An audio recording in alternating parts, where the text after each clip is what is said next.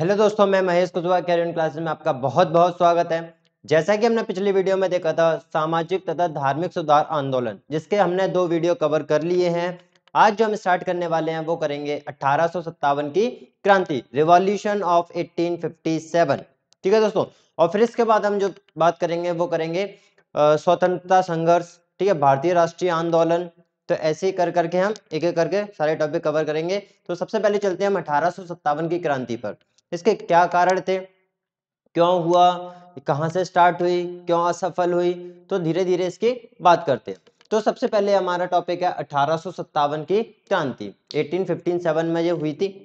अब क्यों हुई थी, तो सबसे पहले बात करेंगे कि इसके कारण क्या थे, किन कारणों की वजह से ये 1857 की क्रांति हुई थी, रिवॉल्यूशन हुआ था 1857 का।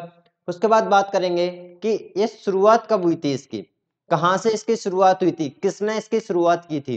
ठीक है। उसके बाद बात करेंगे विद्रोह का प्रसार। ठीक है, ये विद्रोह कहाँ कहाँ फैला, ठीक है, कौन कौन से राज्यों में ये फैला और वहां जाके क्या हुआ, इनका विद्रोह हुआ। ठीक है, कहाँ कहाँ ये फैला और किस किस के नेतृत्व में ये फैला।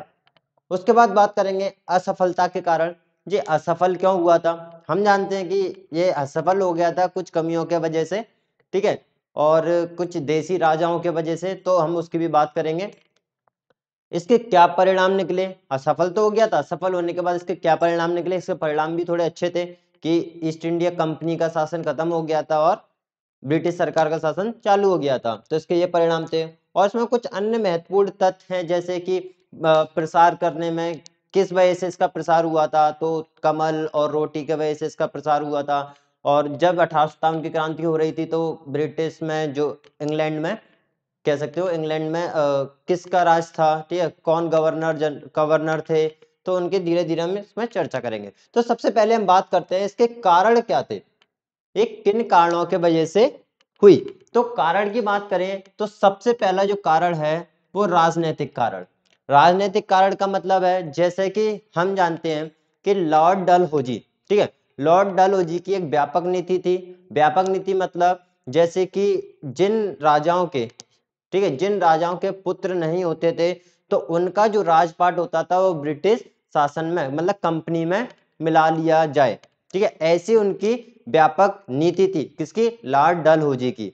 लॉर्ड डलहौजी की व्यापक नीति कौन सी थी, अगर जिन राजाओं के पुत्र नहीं होता था तो उनका शासन कंपनी के अधीन आ जाए। ठीक है, ऐसे बेलीजली की सहायक संधि, ठीक है, बेलीजली की सहायक संधि, लॉर्ड डलहौजी की व्यापक नीति हो गई और बेलीजली की सहायक संधि। बेलीजली की सहायक संधि भी इसमें एक राजनीतिक कारण बनी इस विद्रोह को ऊपर उठाने में। ठीक है, जनताओं के मन में थोड़ा आक्रोश आ गया था। अगर हम सेकंड बात करें, बहादुर शाह जफर के साथ अपमानजनक व्यवहार। ठीक है, जैसे कि हम जानते हैं मुगल सम्राट दिल्ली में बैठे हुए थे बहादुर शाह जफर, ठीक है, उन अब पूरी जनता उनको एक बादशाह मानती थी, तो उनके साथ कंपनी ने, जो ब्रिटिश कंपनी थी, उन्होंने बड़ा क्रूरता पूर्वक व्यवहार किया। ठीक है, उनका व्यवहार बहुत ही बेकार था, तो इससे जनता भड़क उठी कि हमारे बादशाह के साथ ऐसा व्यवहार कैसे हो सकता है। तो ये भी एक राजनीतिक कारण हो गया। ठीक है, किसको, विद्रोह को उठाने में, क्योंकि जनता के मन में धीरे धीरे असंतोष बन रहा था, मतलब एक, मतलब आग सी भड़क रही थी अंदर ही अंदर, और बाद में जाके ये आग फूटी। उसके बाद ये 1857 की क्रांति हुई थी। तो हम बात करते हैं सबसे पहले बहादुर शाह जफर के साथ अपमानजनक व्यवहार हुआ था। उसके बाद बात करते हैं अवध। ठीक है, अवध जनपद का भी विलय इसमें इन्होंने कर लिया था। अवध जगह थी, उसको भी ये अच्छा सा फूलता राज्य था, तो इसका भी विलय इन्होंने अंग्रेजों ने कंपनियों के विरुद्ध, कंपनियों में कर लिया था। तो ये थे राजनीतिक कारण इसके। अगर हम प्रशासनिक कारण की बात करें तो प्रशासन चलाने के लिए थे। प्रशासनिक कारण क्या होंगे, तो जो अंग्रेजी भाषा थी, तो जो ब्रिटिश थे, जो ईसाई लोग थे, तो इन्होंने क्या किया, अंग्रेजी भाषा का प्रसार करना चालू कर दिया। ठीक है, और हिंदी और मुस्लिम जो हिंदी लैंग्वेज होती थी उसको दबाने की प्रयास किया इन्होंने। और ये भी किया था कि हिंदू लोगों को या मुस्लिम लोगों को ईसाई में कन्वर्ट करना, तो ये भी इनका एक काम था। तो अंग्रेजी का प्रसार इन्होंने किया। ठीक है, उसके बाद ब्रिटिश शासन के अप्रिय कानून। देखो, ब्रिटिश शासन के अप्रिय कानून मतलब यहाँ पे थोड़ा भ्रष्टाचार फैलने लगा था। भ्रष्टाचार मतलब जो कानून थे वहाँ के जो निम्न वर्ग के अधिकारी थे वो बहुत ज्यादा भ्रष्टाचारी हो गए थे। और बहुत से इतिहासकार मानते हैं कि जो भ्रष्टाचार भारत में देखने को मिलता है ना वो उस टाइम की ही देन है। तो अप्रिय कानून, ये कानून भी बहुत ही ब्रिटिश शासन के बहुत बेकार कानून थे उस टाइम के। ठीक है, तो ये हो गया। अगर हम बात करें सामाजिक तथा धार्मिक कारण की, सामाजिक तथा धार्मिक कारण, देखो एक कारण तो यही था, सती प्रथा का विरोध उन्होंने किया था। आज के जमाने में वो ठीक है, लेकिन पहले तो उनका थोड़ा धर्म था ना ये कि नहीं सती होना है, तो उनको तो बुरा लगा था। आज के जमाने में ये बात ठीक है, ठीक है, विधवा पुनर्विवाह हो रहा है, विधवाओं का विवाह हो रहा है, आज के जमाने में हम ठीक कह सकते हैं। लेकिन उनके टाइम पे तो ये चीजें उनको बेकार लगी थी, क्योंकि वो बोल रहे थे कि हमारे धर्म के विरुद्ध जा रहा है। ठीक है, तो सती प्रथा पर प्रतिबंध और विधवा विवाह, तो ये भी एक कारण हो गया, धार्मिक कारण कह सकते हो उसको, समाज का कारण कह सकते हो, ठीक है, समाज के विरुद्ध जा रहा है ये। ठीक है, तो एक ये भी कारण हो गया। और राजनीति सामाजिक कारण में और क्या हो जाएगा, और धार्मिक कारण में ईसाई मिशनरियों को संरक्षण, मतलब ईसाई मिशनरी आ रहे थे, मतलब जैसे कि ब्रिटिश से, इंग्लैंड से भारत में ईसाई लोग आ रहे थे और ईसाई धर्म का प्रसार करने के लिए, ठीक है, ईसाई धर्म का प्रसार करने के लिए, ठीक है, तो उनको संरक्षण मिला, यहाँ पे रहने दिया, अच्छा व्यवहार किया गया। लेकिन हिंदू और मुस्लिम मान्यताओं को उन्होंने क्या किया, उपहास किया, इनको मान्यताओं को नहीं मानते थे, बहुत ही नीचे क्रूर तरीके से इनको देखते थे।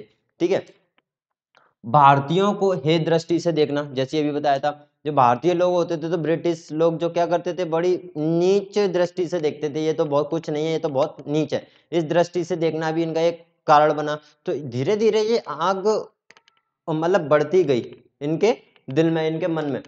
तथा अंग्रेजों का बर्बरता पूर्वक व्यवहार, बर्बरता पूर्वक व्यवहार मतलब व्यवहार अच्छा नहीं करते थे। ठीक है, तो ये सामाजिक और धार्मिक कारण हो गए। इसके आर्थिक कारण की बात करें तो आर्थिक कारण में देखो, भारतीयों के जो धंधे थे, भारतीयों के जो धंधे इन्होंने ब्रिटिश ने ऊपर नहीं उठने दिए, उनको दबा के ही रखा, उनको नष्ट कर दिया। ठीक है, और कह सकते हो जैसे कि यहाँ से कच्चा माल ले जाते थे और ब्रिटिश में पूरा अच्छा उसका व्यवस्था बना के उसकी मशीनों में सामान बना के और भारत में आके बेच देते थे। अगर वो इनके व्यापार को नहीं दबाते तो वो यहाँ पे भी व्यापार करने लगते, तो यहाँ ब्रिटिश से माल यहाँ पे आ नहीं पाता था। ठीक है, तो इस वजह से इन्होंने भारतीयों का जो उद्योग थे उसको दबा दिया कि ज्यादा से ज्यादा माल ब्रिटिश से भारत में आए और उसका आयात हो, मतलब ब्रिटिश से भारत में आयात हो और ज्यादा से ज्यादा माल बिके और ज्यादा से ज्यादा मुनाफा इंग्लैंड को हो। इस चक्कर में इन्होंने भारतीयों के जो धंधे थे उनको नष्ट कर दिया और गरीबी भुखमरी से बढ़ गई। ठीक है, 1813 में एक तरफा मुक्त व्यापार की नीति, ठीक है, 1813 में इन्होंने ब्रिटिश ने क्या किया, एक तरफा मुक्त व्यापार की नीति अपना ली, एक तरफा मुक्त व्यापार की नीति अपना ली, जिससे क्या हुआ, जो माल आता था ब्रिटिश से आयात होता था, ठीक है, पूरी तरह आयात होने की छूट मिल गई, जिसके परंपरागत तकनीक से बनी हुई चीजें, मतलब जो टेक्नोलॉजी से बनी हुई चीजें, जो मशीनों में बनी हुई चीजें होती थी ना, वो भारतीय चीजों के आगे, मतलब भारतीय चीजें नहीं टिक पाई उनके आगे, क्योंकि वो मशीन से बनी हुई अच्छी डिजाइन में बनी हुई, तो वो चीजें भारत जहाँ पे बनी रहती थी वो टिक नहीं पाई उनके आगे भारतीय चीजें टिक नहीं पाई। तो उसके वजह से क्या हुआ, इनका भी धंधा, भारतीयों का धंधा भी और चौपट हो गया। तो ये भी एक तरफा मुक्त व्यापार की नीति अपना ली थी, इसके वजह से हुआ। ठीक है, उसके बाद अंग्रेजों द्वारा किए जाने वाला भ्रष्टाचार एवं लूट। ठीक है, अंग्रेज बहुत ज्यादा भ्रष्टाचार करते थे, जैसे कि अभी बताया था। ठीक है, भ्रष्टाचारी तो थे, जो निम्न वर्ग के अधिकारी थे, पुलिस अधिकारी थे, वो भ्रष्टाचार बहुत ज्यादा करते थे। ठीक है, और लूटपाट, हिंदू जो भारतीय होते थे उनसे कोई गिफ्ट ले लिया, उनसे कुछ लूट लिया, तो ये काम बहुत करते थे। तो इस चक्कर में इनका और ज्यादा इनमें ज्वाला सी उठ बैठी। ठीक है, सैन्य कारण क्या हो सकता है, सेना का कारण। ठीक है, सेना भी बहुत ज्यादा इससे परेशान थी, इस कंपनी से सेना भी बहुत ज्यादा परेशान थी। तो भारतीय सैनिकों को कम वेतन मिलता था। ठीक है, कंपेयर टू किसके, जो ब्रिटिश सैनिकों को मिलता था ना, उससे कम वेतन भारतीयों को मिलता था। ठीक है, तो एक ये कारण हो गया। और दूसरा कारण हो गया सिपाहियों के साथ किए जाने वाला भेदभाव, सिपाहियों के साथ किए जाने वाला भेदभाव। भेदभाव का मतलब यह है कि जैसे कि उनकी जैसी पोस्ट होती हैं, पद होते थे, तो उनको ज्यादा ऊंचे पद पर नहीं बिठाते थे, नीचे पद पर ही रहने देते थे। ठीक है, ऊंचे मतलब ज्यादा अच्छी पोस्ट नहीं देते थे, कम लेवल की पोस्ट ही इनको मिलती थी, तो इसलिए ये भी और ज्यादा भड़कने लगे थे सिपाही। ठीक है, इनके साथ किए जाने वाला भेदभाव यही था। सबसे इंपॉर्टेंट कारण इसका तत्कालिक कारण क्या था कि जिसके वजह से पूरी आग भड़क बैठी। ठीक है, जिसके वजह से पूरी आग भड़की, तो वो था पहले सेना में जो सिपाही थे उनके पास थी पुरानी ब्राउन बेस बंदूक। कौन सी बंदूक थी? ब्राउन बेस बंदूक, वो ठीक थी। लेकिन उसके बाद जब नई बंदूक आई, कौन सी? Enfield rifle. एनफील्ड राइफल नई बंदूक आई, ये ज्यादा दूर तक मार सकती थी। तो ये एनफील्ड राइफल बंदूक आई, तो ये बंदूकों में जो बारूद डलती थी, ठीक है, तो बारूद एक पैकेट में भरी होती थी, तो उस पैकेट को फाड़ते थे मुंह से, तो उस पैकेट में लगी थी रहती थी शुगर और गाय की चर्बी। शुगर और गाय की चर्बी।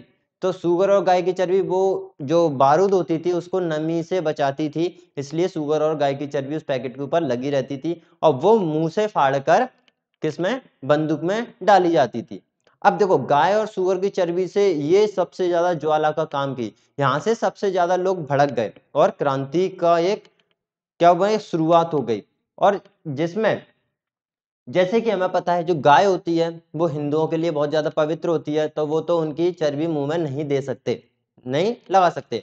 और जो शुगर था, तो शुगर मुस्लिम के लिए वर्जित था। ठीक है, वो भी उनकी चर्बी को मुंह में नहीं डाल सकते थे। तो हिंदू मुस्लिम यहाँ पे एक हो गए थे। ठीक है, पहले तो एक ही थे, तो इसके वजह से क्या हुआ, क्रांति भड़क उठी। तो इसमें जो सबसे मेन हीरो जिसको कहेंगे वो थे मंगल पांडे। मंगल पांडे ब्रिटिश सेना के एक सिपाही ही थे, केवल एक सिपाही थे, और वो पांडे तो ब्राह्मण ही थे। ठीक है, मंगल पांडे एक ब्राह्मण थे।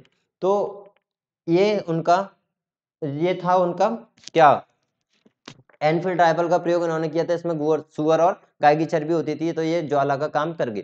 तो मंगल पांडे था, तो मंगल पांडे ने क्या किया, इसको भरने मतलब मुंह से काटने से मना कर दिया कि हम ये मुंह से नहीं काटेंगे। ठीक है, तो ऐसे ऐसे धीरे धीरे ये चला। ठीक है, उन्होंने मना कर दी, थोड़ी ज्वाला भड़की।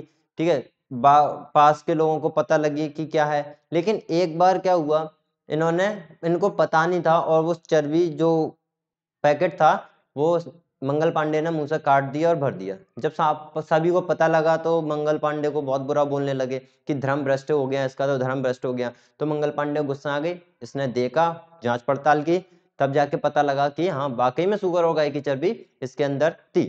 तब इसने धीरे धीरे पूरा ही मना कर दिया कि अब नहीं करेंगे ये। तो फिर ब्रिटिश भी भड़क उठे। ठीक है, उन्होंने भी सिपाहियों को मारना चालू कर दिया। तो ऐसे ऐसे पूरा स्टार्टिंग हो गई। अब मैं बात करूंगा इसकी शुरुआत कहां से हुई। इसकी शुरुआत कहां से हुई, तो इसको मिटा देता हूं पहले।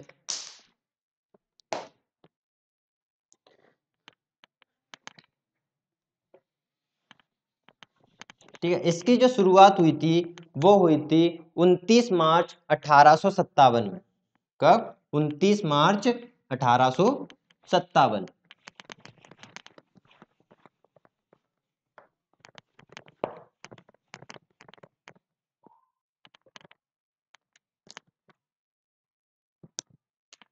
29 मार्च 1857 में इसकी शुरुआत हुई थी। और वो कहां से हुई थी? बैरकपुर में। बैरकपुर में हुई थी, बैरकपुर छावनी से। ठीक है, जो कि 34वीं रेजिमेंट। ठीक है, कहां से हुई थी मैं लिख देता हूं, 29 मार्च 1857 में। कहां से? 34वीं रेजिमेंट। कौन सी? 34वीं रेजिमेंट, जो कि कहां पे है? बैरकपुर छावनी। ठीक है, बैरकपुर छावनी में। इसकी शुरुआत किसने की थी? मंगल पांडे ने की थी। इसकी शुरुआत मंगल पांडे ने की थी। ठीक है, इसकी शुरुआत किसने की थी? बैरकपुर छावनी में मंगल पांडे ने, जैसा कि अभी बताया था। ठीक है, 29 मार्च 1857 की इसकी शुरुआत हुई थी बैरकपुर छावनी से। और 34वीं रेजिमेंट थी बैरकपुर में, वहां से शुरुआत हुई थी। और किसने की थी? मंगल पांडे ने, ठीक है, की थी। अपने साथियों के साथ विद्रोह का आह्वान कर दिया था। ठीक है, कि अब विद्रोह होगा ही होगा।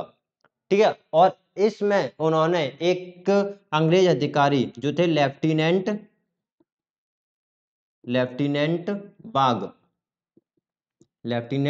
बाग इनकी हत्या कर दी थी। इस विद्रोह में इन्होंने आह्वान किया और उन्होंने क्या किया, लेफ्टिनेंट बाग की हत्या कर दी। ठीक है। और मेजर ह्यूडसन को, किसको, मेजर ह्यूडसन को गोली मार दी, ह्यूडसन। ठीक है, इनकी हत्या कर दी लेफ्टिनेंट बाग की और मेजर ह्यूडसन को गोली मार दी, जिसके वजह से मंगल पांडे को फांसी की सजा सुनाई गई और 8 अप्रैल को इनको फांसी दे दी गई। मतलब 8 अप्रैल 1857 को, 8 अप्रैल 1857 को फांसी, किसको, मंगल पांडे को। ठीक है, किस वजह से, क्योंकि लेफ्टिनेंट बाग की हत्या कर दी, मेजर ह्यूडसन को गोली मार दी, तो इस वजह से इनको क्या कर दिया गया, फांसी की सजा सुनाई गई और 8 अप्रैल 1857 को मंगल पांडे को फांसी दे दी गई। अब जैसे इनको फांसी लगी, ठीक है, उसके बाद जनता में और आक्रोश आ गया और विद्रोह की भावना इनके मन में जागने लगी। तब जाकर 10 मई को सबसे पहले इसकी शुरुआत हुई।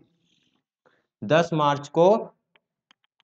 मई को 1857 में इसकी शुरुआत हुई। इस विद्रोह की वो हुई थी मेरठ की छावनी से।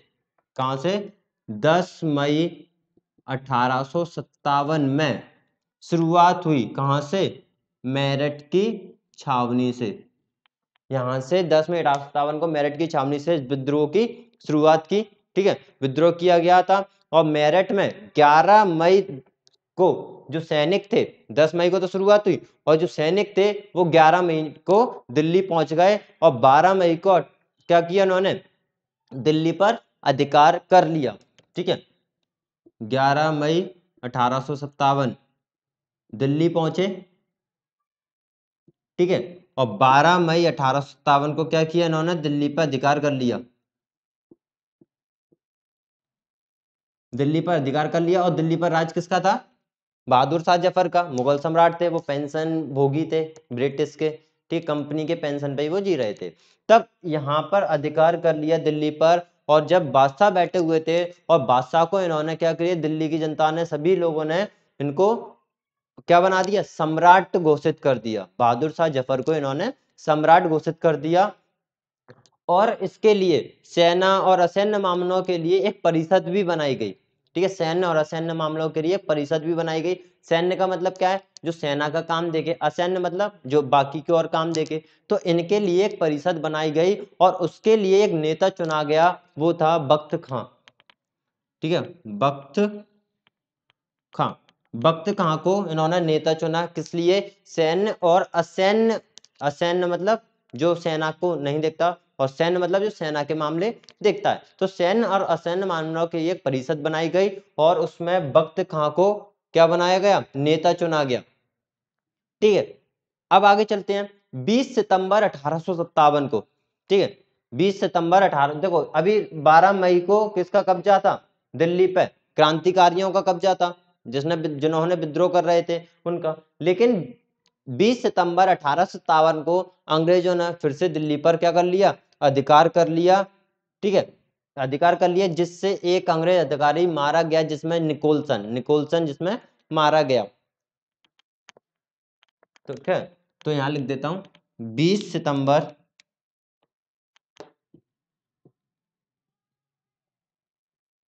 1857 को दिल्ली पर पुनः कब्जा किसका, अंग्रेजों का। ठीक है, जिससे क्या हुआ, निकोलसन मारा गया, जिसमें क्या होगा, क्रांतिकारियों से झड़प हुई होगी, तो इसमें निकोलसन की हत्या हो गई, वो मारा गया। ठीक है, फिर उसके बाद जैसे ही थोड़ी शांत दबी तो बहादुर शाह जफर को इन्होंने क्या किया, अंग्रेज अधिकारियों ने बंदी बना लिया, जिसमें वो था हडसन। ठीक है, हडसन कौन था, हडसन अंग्रेज था। उसने क्या किया, सबसे पहले हडसन ने जो बहादुर शाह जफर के दो पुत्र थे, मिर्जा मुगल तथा मिर्जा ख्वाजा, कौन, मिर्जा ख्वाजा, मिर्जा मुगल और मिर्जा ख्वाजा को हडसन ने क्या कर दिया, बंदी बना लिया और गोली मार के इनकी हत्या कर दी, दोनों की, बहादुर शाह जफर के लड़कों की। किसने? हडसन ने। और हडसन ने ही बहादुर शाह जफर को देश निकाला दे दिया और कहां पर भेज दिया, गिरफ्तार करके रंगून भेज दिया। और 1862 में ही इनकी मृत्यु हो गई थी। किसकी? बहादुर शाह जफर की। ठीक है, 1857 भेज दिया, मतलब बंदी बना के भेज दिया। तो और 1862 में मृत्यु हो गई थी। किसकी? बहादुर शाह जफर की। ठीक है, ठीक है। जब जैसे ही इनकी मृत्यु हुई तो इसके बाद जो भूमिका निभाई इनकी, जो बहादुर शाह जफर जो काम कर रहे थे, इनकी भूमिका किसने निभाई? फिर इलाही बख्त खान ने। ठीक है, बख्त खान है, क्योंकि ये नेता बनाए गए थे बख्त का। किसके? सैन्य और सैन्य मामलों की जो परिषद थी उसके नेता बनाए गए थे बख्त का। तो बख्त का ही पूरा काम देखने लगे थे इनकी मृत्यु के बाद। तो ये हो गया इनका पूरा कि कहां से क्या शुरुआत हुई, कैसे क्या कहां पहुंची। ठीक है, अगर मैं बात करूं अगला पॉइंट, ठीक है, कि विद्रोह का प्रसार कहां से हुआ। ठीक है, विद्रोह का प्रसार तो कहां कहां ये फैला। सबसे पहले तो मैंने बात कर दी कि मेरठ छावनी से ये इसकी शुरुआत हुई थी।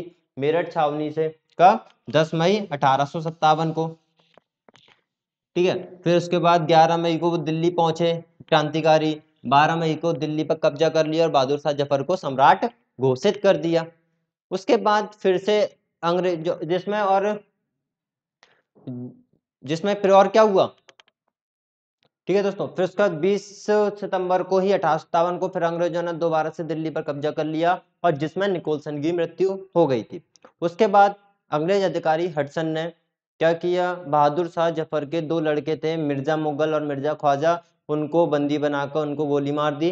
ठीक है, उसके बाद और हडसन ने बहादुर शाह जफर को रंगून भेज दिया। उसके बाद 1862 में बहादुर शाह जफर की मृत्यु हो गई। उसके बाद जो इनका नेतृत्व निभाया वो निभाया था इलाही बख्त खान ने। ठीक है, इलाही बख्त खान है, जो कि सैन्य और असैन्य मामलों की परिषद के जो नेता थे, उन्होंने इसका नेतृत्व निभाया बहादुर शाह जफर के बाद। अगर हम बात करें कि विद्रोह का प्रसार, ठीक है, विद्रोह का प्रसार कहां कहां हुआ, तो सबसे पहले इसकी बात करें लखनऊ में। कहां पर? लखनऊ। तो लखनऊ में हुआ। ठीक है, 30 मई 1857 को, 30 मई 1857 को लखनऊ में 30 मई 1857 को विद्रोह हुआ। ठीक है, सैनिक ने विद्रोह किया, सैनिकों ने। ठीक है, और 4 जून 1857 को, कब? 4 जून 1857 को बेगम हजरत महल, कौन? बेगम हजरत महल, बेगम हजरत महल, इन्होंने विद्रोह का नेतृत्व किया। ठीक है, इन्हीं के नेतृत्व में ही लखनऊ में विद्रोह हुआ था, इन्हीं के नेतृत्व में ही विद्रोह हुआ था। ठीक है, और इस बेगम ने ब्रिजेश कादिर को नवाब घोषित कर दिया। नवाब कौन थे? ब्रिजेश कादिर। ब्रिजेश कादिर कौन थे? नवाब थे। किसने घोषित किया? बेगम हजरत महल ने। बस इतना याद रखना, लखनऊ में हुआ था, 30 मई 1857 को स्टार्टिंग हुई थी, 4 जून 1857 को बेगम हजरत महल ने इनका नेतृत्व किया और बेगम हजरत महल ने ही ब्रिजेश कादिर को नवाब घोषित कर दिया। और जिसमें क्या हुआ, जब जैसे यहाँ पर लखनऊ में विद्रोह हो रहा था तो यहाँ पे एक अंग्रेज अधिकारी थे, चीफ कमिश्नर थे। ठीक है, चीफ कमिश्नर का नाम था उनका लॉरेंस। Chief commissioner Lawrence. ठीक है, ये मारा गया, चीफ कमिश्नर था लॉरेंस, वो मारा गया। उसके बाद 1 मार्च 1858 को, ठीक है, 1 मार्च 1858 को, देखो कितने दिनों तक वो चला था, 30 मई को स्टार्ट हुआ था और 1 मार्च तक, 1 मार्च 1858 को कैंपबेल ने विद्रोह को समाप्त किया। किसने? कैंपबेल को चयनित किया गया था। ठीक है, कैंपबेल, तो इसने क्या किया? विद्रोह को समाप्त किया। कब? 1 मार्च 1858 में, 1 मार्च 1858 को विद्रोह को समाप्त किया गया था। किसके द्वारा? कैंपबेल के द्वारा। ठीक है, और जिसने जैसे समाप्त हो गया था तो बेगम हजरत महल ने आत्मसमर्पण नहीं किया, ये भागकर कहां चली गई थी? ये नेपाल चली गई थी। ये कहां पर चली गई थी? नेपाल चली गई थी। तो लखनऊ में ये हो गया। उसके बाद हम विद्रोह की बात करें तो विद्रोह कानपुर में भी फैला। ठीक है, कानपुर में भी फैला और कानपुर में बैठे थे नाना साहेब। कौन? नाना साहेब। नाना साहेब कौन थे? पेशवा बाजीराव द्वितीय, उनके दत्तक पुत्र माने जाते हैं। ठीक है, तो कानपुर में फैला। कानपुर में नेतृत्व कौन कर रहा था? कानपुर में कौन? नाना साहेब, नाना साहब। ठीक है, नाना साहब, जिनको धौंधू पंत भी कहते हैं। ठीक है, क्या? धौंधू पंत, ये इनका नेतृत्व कर रहे थे। ठीक है, और इनको ये भी जो ब्रिटिश थे उन्हीं की पेंशन पे ये जी रहे थे, उनकी पेंशन पे ही ये जी रहे थे। ठीक है, और इनको ही पेशवा घोषित कर दिया गया था, क्योंकि ये भी पेशवा ही थे। बाजीराव द्वितीय जो पेशवा थे उन्हीं के दत्तक पुत्र थे, तो इनको भी क्या कर दिया वहां की जनता ने? पेशवा घोषित कर दिया था। किसको? नाना साहेब को। और यही कानपुर में इनका नेतृत्व कर रहे थे। ठीक है, और व्हीलर ने आत्मसमर्पण यहाँ कर दिया था। एक अंग्रेज अधिकारी थे व्हीलर। कौन? व्हीलर। व्हीलर ने आत्मसमर्पण कर दिया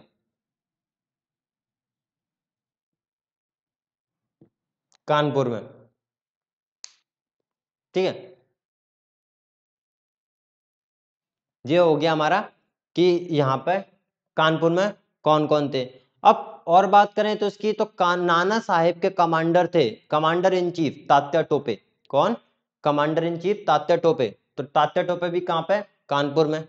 तो कानपुर में नाना साहेब के चीफ थे तात्या टोपे, जिनको क्या कहते हैं? तात्या टोपे को लिख देता हूं, तात्या टोपे आत्माराम पांडुरंग। ठीक है, क्या बोलते हैं? आत्माराम पांडुरंग। ठीक है, तात्या टोपे को शिवपुरी में फांसी दे दी गई थी। ठीक है, इन्हें किसने? मान सिंह ने धोखे से पकड़वा दिया था और शिवपुरी में इनको फांसी दे दी गई थी। ठीक है, और यहाँ पर भी जो विद्रोह को रोकने का काम किया वो किसने किया? वो भी कैंपबेल ने ही किया। किसने? कैंपबेल। कैंपबेल ने ही विद्रोह यहाँ पे भी रोका। कहाँ? वो कानपुर में। ठीक है, और ये भी जब जैसे रुका तो नाना साहेब थे, तो नाना साहेब ने भी आत्मसमर्पण नहीं किया। ये भी कहाँ चले गए? ये भी नेपाल में चले गए थे। उसके बाद हम बात करें झांसी की। ठीक है, झांसी में भी क्या विद्रोह फैला? झांसी में भी विद्रोह फैला। झांसी में विद्रोह फैला, और झांसी में कौन था? झांसी की रानी, रानी लक्ष्मीबाई। ठीक है, इनका विद्रोह करने का भी एक कारण है, क्योंकि इनका कोई पुत्र तो था नहीं, इन्होंने गोद लिया हुआ था। और लॉर्ड डलहौजी की जो व्यापक नीति थी उसमें क्या था कि जिनका कोई दत्तक पुत्र नहीं होता था तो उनका राजपाट किसमें? कंपनी में मिला लिया जाता था। तो इनके वजह से इन्होंने बोल दिया था कि मैं झांसी नहीं दूंगी, तो इसके चक्कर में इनका तो विद्रोह करना मतलब स्वाभाविक ही था कि इनका विद्रोह तो करना ही बनता है। ठीक है, तो झांसी में 5 जून 1857, कब? 5 जून 1857 को विद्रोह शुरू हुआ। ठीक है, किसके नेतृत्व में? कौन थी? लक्ष्मीबाई, रानी लक्ष्मीबाई। ठीक है, लक्ष्मीबाई के नेतृत्व में 1857, 5 जून 1857 को झांसी में विद्रोह होना चालू हुआ। ठीक है, और 23 मार्च 1858 में, कब? 23 मार्च 1858 में। ठीक है, एक अधिकारी थे यूरोज। कौन? Euros, euros. ठीक है, यूरोज, इसने क्या किया? यूरोज ने झांसी को घेर लिया। क्यों घेर लिया? क्योंकि ये तो झांसी का जो किला था, राजपाट था, उसको तो छुड़ाना ही चाहते थे, क्योंकि इनका कोई पुत्र नहीं था। लेकिन झांसी की रानी ने मना कर दिया था कि मैं अपनी झांसी नहीं दूंगी। तो किसने? यूरोज ने 23 मार्च 1858 को क्या किया? झांसी को घेर लिया। और झांसी में युद्ध के पश्चात रानी लक्ष्मीबाई कहाँ पहुंची? कालपी पहुंच गई। घेर लिया, युद्ध होने लगा, तो रानी लक्ष्मीबाई कहाँ भाग के चली गई? कालपी। ठीक, कालपी एक जगह है, वहां पर चली गई। और जहां यूरोज से पराजित होने के बाद ग्वालियर पहुंची और स्मिथ की सेना को भगाया। ठीक है, कालपी पहुंची, कालपी के बाद फिर ये ग्वालियर पहुंची है, वहां पे स्मिथ की जो सेना थी उसको भगा दिया था। ठीक है, उसके बाद ग्वालियर में स्मिथ एवं यूरोज दोनों ने, ठीक है, झांसी रानी जो थी लक्ष्मीबाई, उनका पीछा किया और युद्ध करते करते झांसी की रानी जो थी वो वीरगति को प्राप्त हो गई थी। ठीक है, तो ये झांसी का थोड़ा सा डिटेल थी कि झांसी में नेतृत्व, झांसी में जो रानी लक्ष्मीबाई थी उन्होंने नेतृत्व किया और 5 जून 1857 को ही किया था। और 23 मार्च 1857 को जब हीरोज ने इसको झांसी को घेरा तो युद्ध हो रहा था, तो युद्ध से फिर हार गई थी युद्ध में, तो धीरे धीरे कालपी पहुंची, कालपी में, ठीक है, कालपी में पहुंची, कालपी से फिर ग्वालियर पहुंची, ग्वालियर में स्मिथ की सेना थी, वो भी अधिकारी था, स्मिथ की सेना, उसको भगाया। तो फिर हीरोज ने और स्मिथ ने मिलकर झांसी की रानी का पीछा किया, उनको युद्ध किया, युद्ध में लड़ते लड़ते झांसी की रानी वीरगति को प्राप्त हो गई। उसके बाद बिहार में हुआ, उसके बाद कहाँ पे, बिहार। एक एक करके बताते जा रहा हूँ आपको, बस जो इम्पोर्टेंट होगा उसका तो बिल्कुल डीप में बता दूंगा और जो नहीं होगा उसके केवल डेट बता दूंगा और किसके नेतृत्व में वो हुआ। जैसे कि बिहार की बात करें तो बिहार में रहते बाबू कुंवर सिंह। कौन? बिहार में बाबू कुंवर सिंह, ठीक है, कुंवर सिंह, बाबू कुंवर सिंह, ठीक है, इन्हीं के नेतृत्व में बिहार में क्या हुआ, विद्रोह हुआ।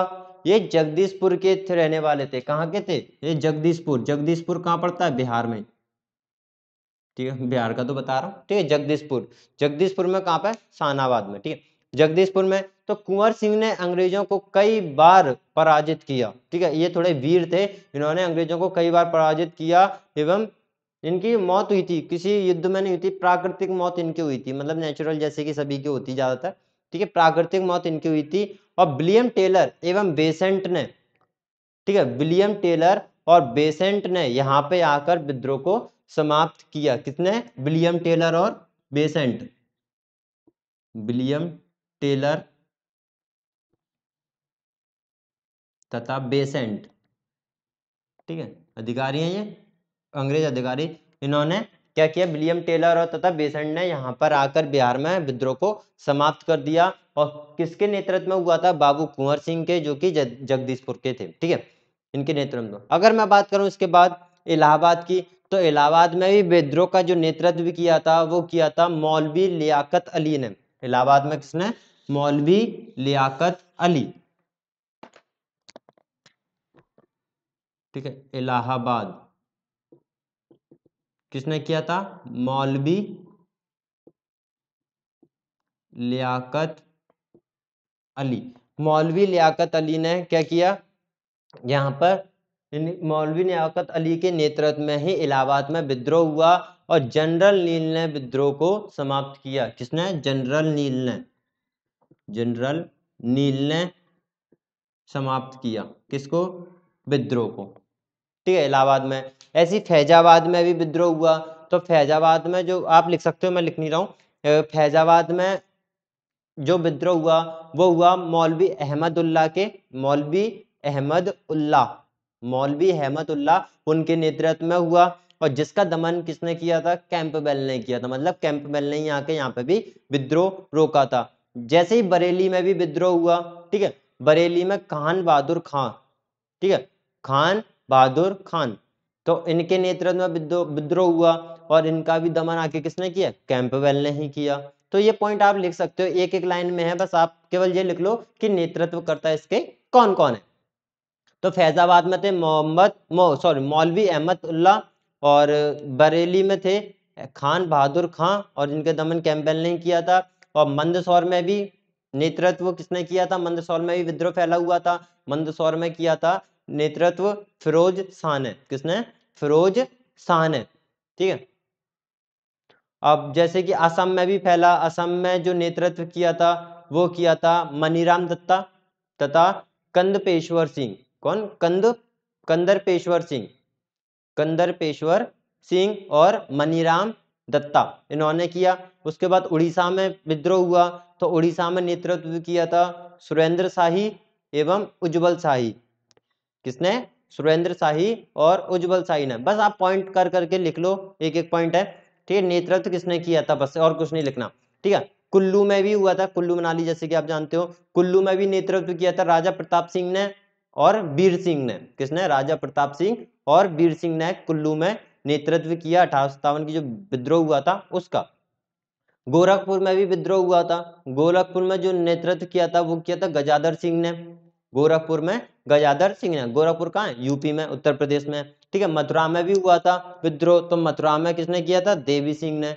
तो ये बहुत है, इसमें काफी है इतने। ठीक है। इन्होंने विद्रोह किया था और उनका नेतृत्व किसने किया था? जो इंपोर्टेंट तो मैं आपको पहले बता चुका हूं, बस इनके नेतृत्वकर्ता जो थे उनको आप याद रख सकते हो। ठीक है दोस्तों, तो ये हो गया। अगर मैं इसके असफलता के कारण की बात करूं कि ये असफलता के क्या कारण थे, ठीक है, असफलता के कारण क्या क्या थे, तो असफलता के एक तो यही कारण था विद्रोह का सीमित स्वरूप। ठीक है, विद्रोह केवल सीमित ही था। ठीक है, सब लोग इसमें शामिल नहीं हो पाए थे, सब लोग पूरे भारतीय इसमें शामिल नहीं हुए थे, केवल सीमित था। ठीक है, और योग्य नेतृत्व का अभाव था इसमें। ठीक है, और सीमित संसाधन भी थे। ठीक है, अब जो भारतीय थे विद्रोह कर रहे थे उनके पास कोई हथियार वगैरह थे नहीं, जैसे कि ब्रिटिशर्स के पास थे, अच्छे अच्छे हथियार थे, भारतीयों के पास नहीं थे। और तुम कह सकते हो कि क्या असफलता के कारण और हो सकते हैं, जैसे कि हमारे जो देसी राजाएं थे उन्होंने भी विद्रोह में भाग नहीं लिया था। ठीक है, वो अंग्रेजों की तरफ से लड़ रहे थे। और जो एजुकेटेड पर्सन थे, जो शिक्षा मतलब एजुकेटेड ग्रेजुएटेड पर्सन थे, वो उन्होंने भी इनमें भाग नहीं लिया था। ठीक है, वो सोच रहे थे कि अंग्रेज जो कर रहे हैं वो ठीक कर रहे हैं, हमें आधुनिक की तरफ ले जा रहे हैं, मॉडर्न की तरफ ले जा रहे हैं। ठीक है, तो ऐसे उनका सोचना था, तो उन्होंने इसमें भाग नहीं लिया था। और जो समय निश्चित हुआ था उससे पहले ही विद्रोह हो गया था, तो ये भी एक कारण हो सकता है कि इसके वजह से असफल, क्योंकि पूरे भारतीय जो थे वो तैयारी नहीं कर पाए ठीक से। ठीक है, तो समय से पहले ही क्या हुआ? विद्रोह की शुरुआत हो गई। ठीक है, और सीमित संसाधन जैसे बताया था, तो ये असफलता के कारण इनके यहाँ हो गए। इसका परिणाम की बात करें तो परिणाम क्या निकला? ठीक है, इसका परिणाम क्या निकला कि ये असफल तो भले ही हो गया है, लेकिन परिणाम क्या निकला? तो विद्रोह को समाप्त कर दिया गया, जैसे कि हमें पता है। परंतु विद्रोह के कारण अंग्रेज हुकूमत में उथल पुथल मच गई। ठीक, अंग्रेजों की जो हुकूमत थी उसमें उथल पुथल मच गई, क्योंकि अब अंग्रेजों को भी पता लग गया था कि अब ऐसे काम नहीं चलेगा। जब ये इतना बड़ा विद्रोह हो गया था जिसमें कई अंग्रेज अधिकारी भी मारे गए थे, ठीक है, पूरा उथल पुथल मच गई थी, तो उनको भी लगने लगा था अब भारतीयों को साथ में लेकर काम करना पड़ेगा, तब जाके प्रशासन चल पाएगा इनका। ठीक है, तब जाके चल पाएगा, वैसे नहीं अगर चलेगा तो फिर से विद्रोह होगा। तो ये भी वो समझ गए थे, वह भयभीत हो गए थे, डर गए थे। इसी क्रम में महारानी ने एक घोषणा पत्र जारी कर दिया, जो महारानी विक्टोरिया थी वहां पर, एलिजाबेथ, तो वहां पर ब्रिटिश में जो इंग्लैंड में थी उन्होंने घोषणा पत्र जारी कर दिया, अब कंपनी का शासन नहीं रहेगा। अब हाथ किसके हाथ में आ गया ये? फिर 1857 के जैसे विद्रोह हुआ उसके बाद जो पूरे भारत की देखभाल का काम वो महारानी के हाथों में चला गया।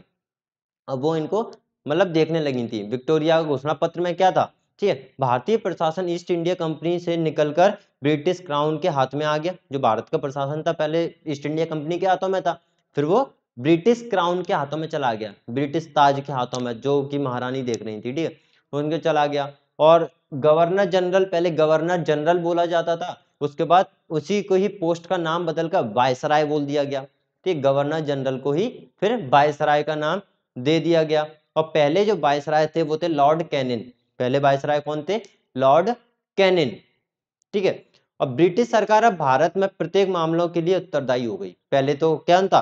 पहले कंपनी थी, अब ब्रिटिश सरकार ही उत्तरदायी हो गई। पूरे मामले जो होंगे भारत में उसका जो भी लेखा जोखा होगा वो किसको देना पड़ेगा? ब्रिटिश सरकार को उसके बारे में बताना पड़ेगा। तो ऐसे कुछ घोषणा पत्र में उसने तैयार कर दिया। और जो डलहौजी की व्यापक नीति थी वो उसको भी समाप्त कर दिया गया। ठीक है, तो धीरे धीरे ये इनका क्या था? परिणाम इसका निकला। अगर हम बात करें अन्य महत्वपूर्ण तथ्य, ये लिख देता हूं मैं यहाँ पर, ये इंपॉर्टेंट है। जैसे कि 1857 की जब क्रांति हो रही थी तो उस टाइम जो ब्रिटिश में प्रधानमंत्री थे वो कौन थे? विस्कॉन्ट पाल्मस्टन। कौन थे? विस्कॉन्ट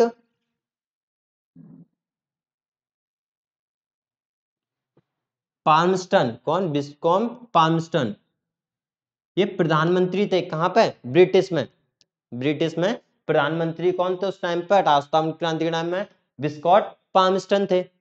और 1857 की क्रांति जब हुई थी तो भारत में जो गवर्नर जनरल थे जिनको वायसराय का नाम दे दिया गया था वो कौन थे? Lord canine.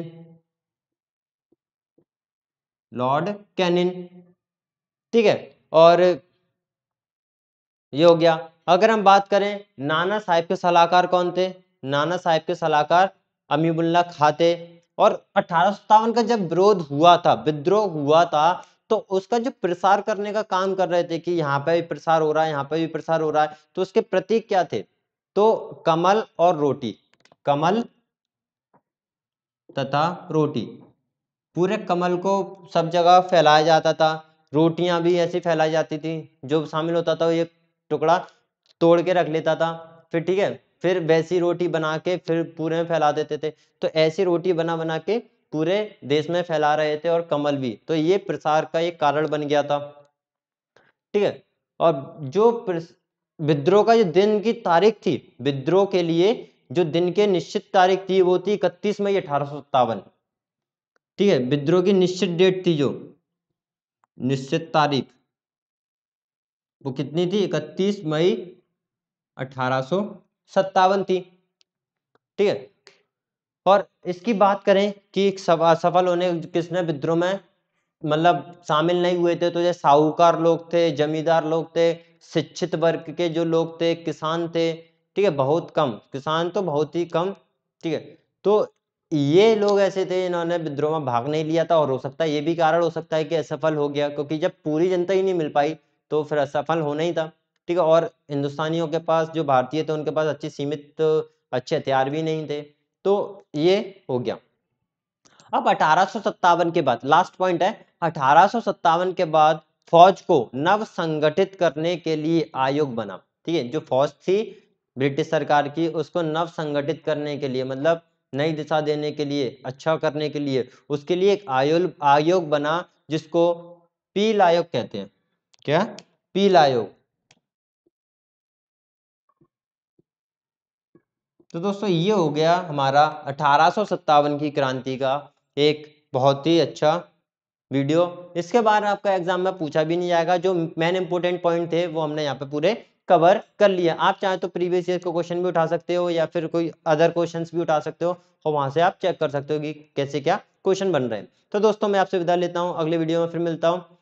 नमस्कार। इस वीडियो को लाइक शेयर सब्सक्राइब करना मत भूलिए, और बेल आइकन पर जरूर क्लिक कर दीजिए, जिससे हमारी वीडियो आपको बस टाइम टू टाइम मिलती रहे। Thank you.